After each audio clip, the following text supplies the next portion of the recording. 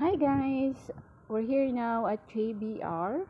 We are going to go to the world's tallest infinity rooftop pool, which is located at the Address Beach Resort. So, ayan, dyan sa may tuktok ng building na yan. Okay, tara na. At ayan, aura-aura muna ng konti. So, bago tayo dumiretso dun sa may 77th floor, daan muna tayo rito para makapag-picture-picture, para ma-appreciate ang magandang view.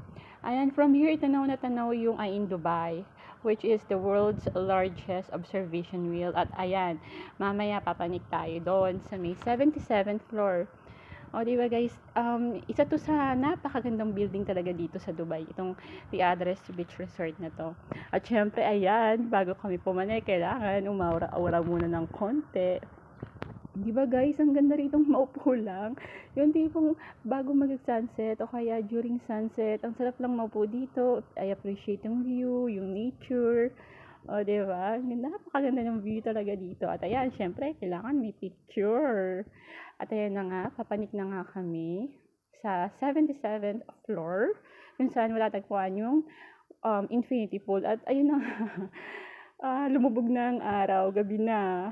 Pero kahit gano'n, kahit hindi namin naabutan yung maliwanag pa bago kami makarating dito sa rooftop, na-appreciate pa rin namin kasi ang ganda-ganda talaga ng view dito kahit gabi na.